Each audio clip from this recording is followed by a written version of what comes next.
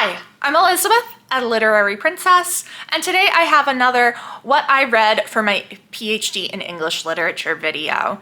So we are still in the fall semester of 2020, so this was my second year, and this is my second class, and this was a class on John Milton. I'm not gonna lie, this class was very hard in a lot of ways. Now, I had already taken a class on Milton in my undergrad, so I guess it was easier in that I was already familiar with a lot of the pieces that we were reading. However, I find Milton very difficult, especially his prose. His poetry I like. Paradise Lost, great, love it.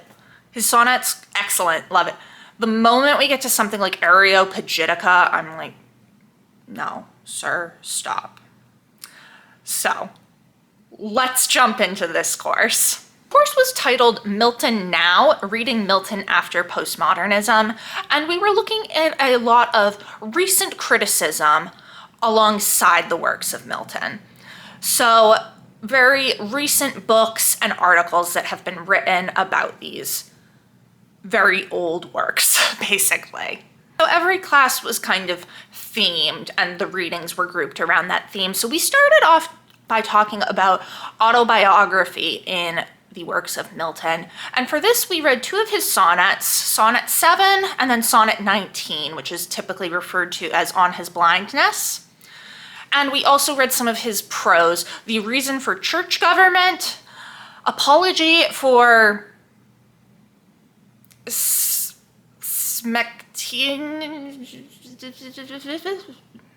that thing, and The Second Defense. I'm gonna be very honest, I was completely checked out in this class, and I remember very little of Milton's prose aside from hating it so much. I find it very boring and very difficult. So this class was, in the middle of the pandemic. It was fully over Zoom. So I had to be on Zoom for 3 hours a week talking about Milton. The professor for this class was lovely. She's such a kind person. She's so knowledgeable about Milton. But being on Zoom for it was so difficult, and especially when this is not a time period I'm very interested in. If I could go back in time, I would probably have opted to take the feminist theory course for this semester instead of Milton. Because even though I did learn a lot about Milton, that's ultimately not super useful to me in what I do. So I would definitely do things differently, but also just pandemic. I was extremely sick this entire year and really struggling. So it was just a rough go, and I don't remember a lot of these. So I'm sorry, bear with me. This is probably gonna be the most boring video out of any of these because first of all, Milton, and second of all, I have such little memory, even though I've got the syllabus right in front of me. But yeah, sorry. I also had several secondary readings for every class. I'm not gonna list those because, but as you might expect, all of the ones we read for this class had to do with Milton's autobiographical pieces in these works. So the next class was titled Youth, Nature, and Nation, and for this we read A Mask at Ludlow Castle, which is actually one of my favorite Milton works. I enjoy this so much. It is kind of usually referred to as Comus, after the main villain of the piece. So masks are kind of plays, but they were put on in private households, frequently incorporating the family members. There was lots of music and dancing. It was kind of like part play, part party, part, I don't know. It's an interesting genre, that's for sure. A Mask at Ludlow Castle focuses on 3 siblings who get lost in the woods. These siblings were played by the children of the household. And And the sisters run in with this creature, Comus, who is very kind of, you know, partying, drinking, sexual, and is trying to kind of, you know, tempt her. It's very much a prototype for Satan, as we'll see in Paradise Lost. And the girl is kind of an Eve who doesn't fall, and then her brothers have to save her. I really enjoy this masque. I had read it before in my last class on Milton, and it lucked out that, so we had to give presentations every time for this class. So every single one of us was giving some sort of presentation. And like there were two groups. One group was assigned to the secondary readings, one group was assigned to the main texts. So I was assigned in the group that did the main text for this. So luckily I already knew a lot about it because I'd already done it. But I very much enjoyed reading this. Again, I like it a lot. The next class was on Milton's prose and kind of these two very important tracts that he wrote. So we've got Areopagitica, and then we have the Tenure of Kings and Magistrates.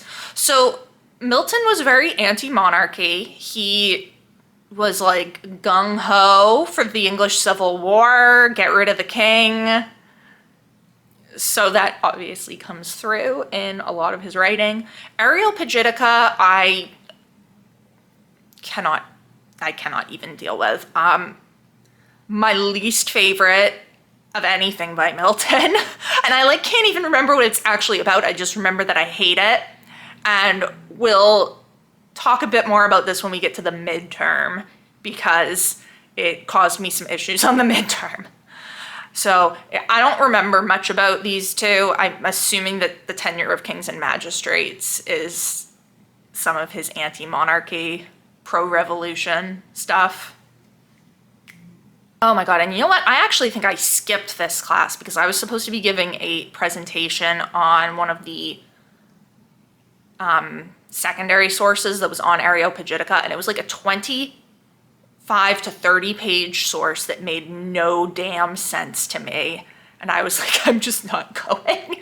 So maybe that's why I don't remember this class at all, because I didn't go to that one. All right, so next we finally started Paradise Lost, and we read Paradise Lost in chunks. So the first week we did books 1 and 2, and we were talking about Epic, Empire, and the Heroics of Evil. Week after that, we just read book 3, and we talked about Milton's depiction of God and the sun. Next time we talked about books 4 and 5 and nature and human nature in Paradise. Books 6 to 8, wow, we read 3 books, Jesus. That was The War in Heaven. And then books 7 to 8, we were talking about creation. Books 9 to 10, The Temptation and After the Fall. The class after that is not labeled for some reason, but we finished it off, books 11 and 12. So, I like Paradise Lost. I think when I originally read it in my first Milton class, I gave it 5 stars. I was blown away at how beautiful it was. I think this time around I gave it 4 stars because honestly, I was just so miserable the entire semester. I think it probably is more of a 5-star because it is truly beautiful. It's hard though. It's very difficult. It's dense. It's poetry. And it requires biblical knowledge that luckily I have because I was raised religious and I still am religious. But oh my God, I was so happy for that too because I could draw on that for my presentations when I was presenting on the main text during these weeks, and I did. I was like, so here we have him making reference to the book of Isaiah. And then I sounded smart, and it was great. So I do really enjoy Paradise Lost. I will probably reread it eventually, but not anytime soon, maybe when I'm like 50. Because having read it once at 21 and then again at 28, 29, I feel like is enough for my 20s. Thank you very much. But there is a reason it's considered one of the greatest works in English literature. It is fantastic. It's just, you know, hard, as a lot of the greatest books in literature are. It makes you a better reader. It challenges you. You get something new out of it every time you come to it. So yeah, I do highly recommend this. I am glad that I got to read it again. I wish it hadn't been, you know, over freaking Zoom, because I just hate Zoom at this point. And now we get to the midterm assignment. So the midterm assignment was 4 prompts that we had to write a short response to. And by short, I mean like 5 pages each. So I'll read the prompts for you, or kind of condensed versions of the prompt. They're very wordy prompts. And then I will briefly tell you a bit about what I wrote. Prompt number 1 asked us to look at a secondary piece that we read called Milton, an Autobiography in Crisis by Brooke Conti. Conti argues that scholarly analysis of Milton's autobiographical excursions in his early prose tracts has been exceedingly limited. According to her, what aspects of Milton's penchant for autobiography have scholars ignored? How specifically does she fill in the gap on Milton and autobiography? What new insights does she offer into why Milton so frequently turns to autobiography? Building on Conti's argument, comment on whether or not the autobiographical excursions in Paradise Lost serve the same or a different function from those in Milton's prose tracts. So what I basically wrote about is how Conti views Milton's autobiographical excursions as kind of an anxiety about whether he is qualified to be doing any of this. And he's trying to convince the reader that he is, but he's also trying to convince himself that he is. And I looked at how his autobiographical pieces in Paradise Lost are really focused on his anxiety related to his blindness. At this point, he was going blind. He actually couldn't physically write Paradise Lost. He had to dictate it because he could not see. And yeah, I don't blame him for having some anxiety about that. I'd have some anxiety about that too. He also had a lot of anxiety about writing a great and enduring work of literature. But he did that, so yay, Milton. The second prompt was focused on a piece of criticism related to a mask at Ludlow Castle called A Case for Comus by Stephen Orgall. And Orgall maintains that the debate scene in A Mask at Ludlow Castle is addressed to us, not to the participants. The battle is for our judgment. Do you agree or disagree with Orgall that Milton is more invested in Comus's argument about how best to use nature's riches than in the ladies? Justify your claim pro or con by offering detailed, close readings of well-chosen passages from A Mask. So basically Orgall's argument is that Milton is more invested in Comus's argument that we should be using nature's riches while we can and enjoying the pleasures, than the ladies' argument, which is for temperance and chastity. And so Comus's arguments are more poetic than the ladies'.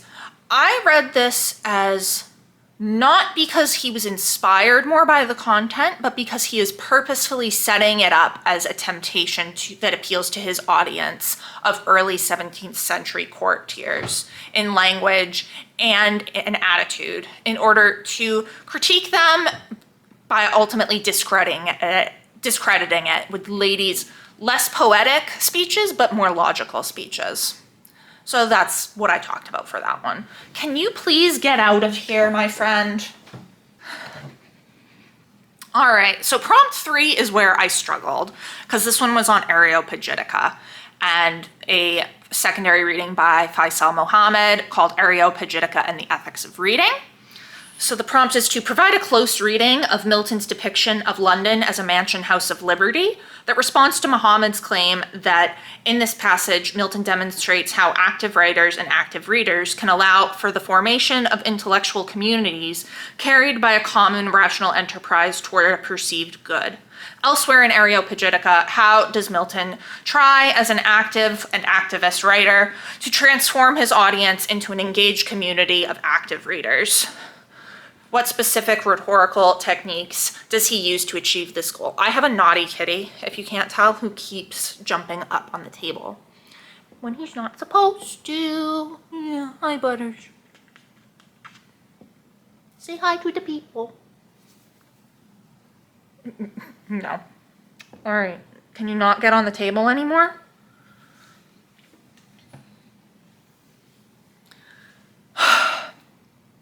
Guys, this prompt plus Areopagitica itself, I was done.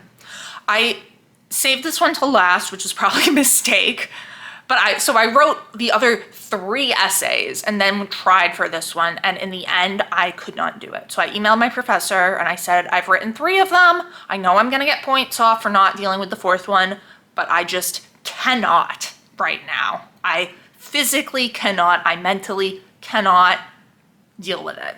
And she was so incredibly kind about it. She did not take any points off. She completely understood. And I am so grateful to her.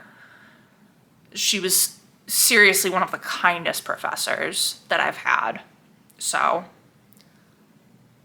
very, very nice. But yeah, I could not deal with that Areopagitica prompt at all. Or Areopagitica itself. Or any of the criticism surrounding it. Just no. Nope. So the 4th prompt was about Paradise Lost. It is, Milton frequently alludes to architecture, buildings, and the act of building. Adam and Eve's marital bower, the devil's pandemonium, Comus's palace, the temple of the Lord, described in Areopagitica, the causeway over chaos that sin and death build to facilitate traffic between hell and our newly created universe, and the Tower of Babel, among others. Using 2 of the examples just listed, explain how Milton relies on architecture and building as metaphors. What specific concepts does Milton try to convey through his architectural and building metaphors? In this essay, I looked at the Devil's Pandemonium, which is like their capital of hell, and then in contrast, Adam and Eve's bower. So we have one that is very descriptive, detailed, highly described. We see the building of it and everything, and it's just elaborate. And then Adam and Eve's is a much simpler structure. We don't actually see the building of it, but to Milton, it's more beautiful. And I viewed this as a look at his kind of Puritan leanings and his condemnation of the Catholic Church as overly gaudy and ornamental, and his preference for simplistic, and his preference ultimately for Protestantism and not the Catholic Church, or even the Church of England, because he felt that they were too Catholic, basically. So that was the midterm, and yeah, I got an A on it, despite not writing one of them. Again, she's such a kind person. I'm so grateful to her. Back to the syllabus. The next 2 weeks, we looked at Paradise Regained, which is kind of like the sequel to Paradise Lost. It is focused on Jesus and his, I think it's 40 days of temptation in the desert after being baptized. I don't remember much of this at all.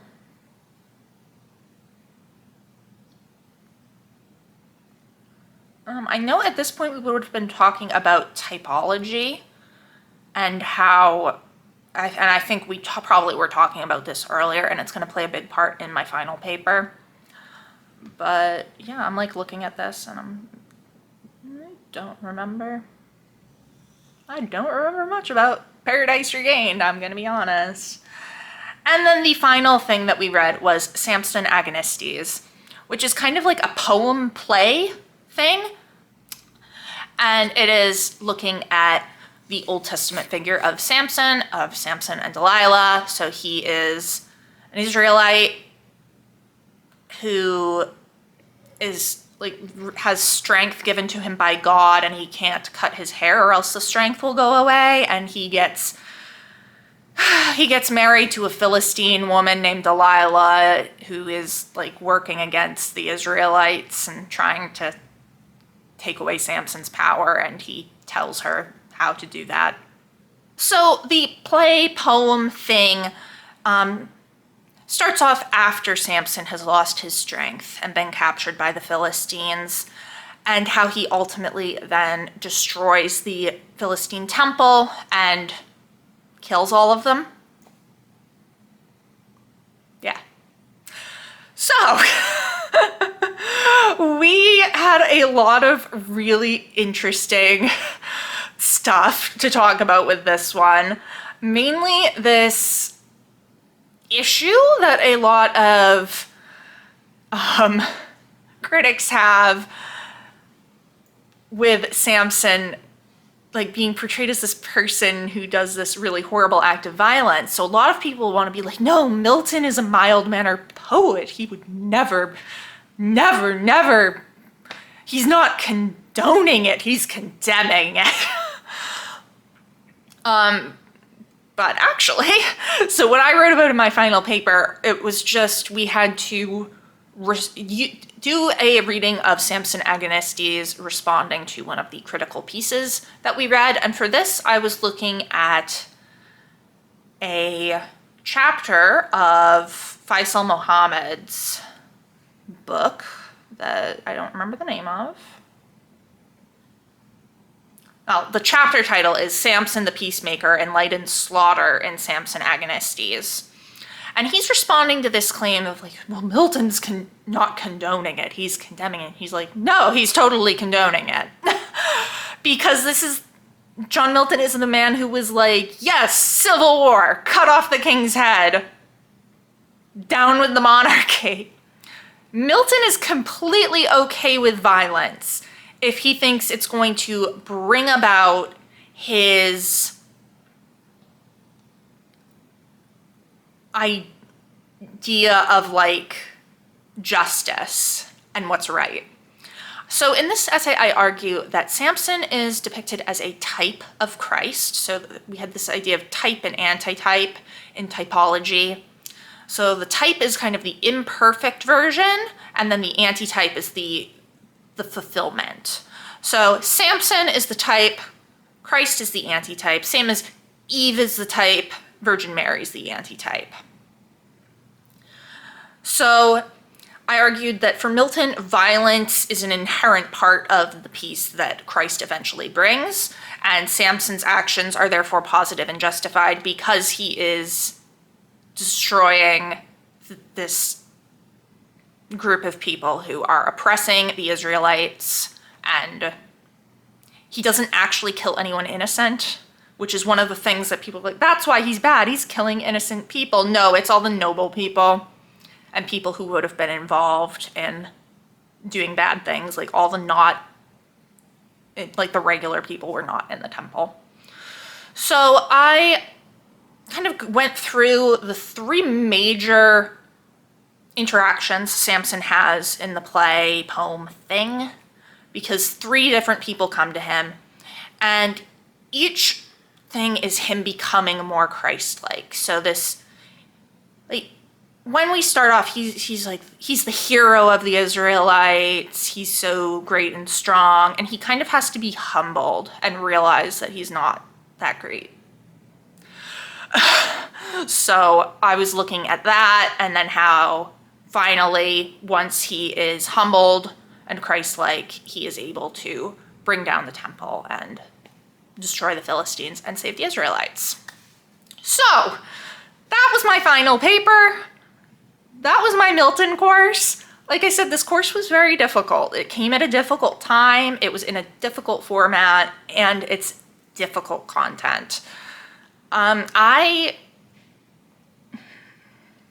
It was not my least favorite class because that had to go to memoir, but the content of the class was probably some of my least favorite that I've had to read. I liked Samson Agonistes, I liked Paradise Lost, I liked the sonnets, I liked Mask at Ludlow Castle, but I just find Milton's prose so difficult. So this was a very hard class for me. It was not my favorite. But I do think it made me a stronger reader and a better student. So I am in some ways glad that I took it. And again, the professor was so lovely and kind and understanding. She was just great. So that is what I read for my class on Milton. Let me know down in the comments below. Have you read any of these things by Milton? What did you think? Have you ever taken a Milton class? How did you like it? It has been great chatting with you. I will see you soon. Bye.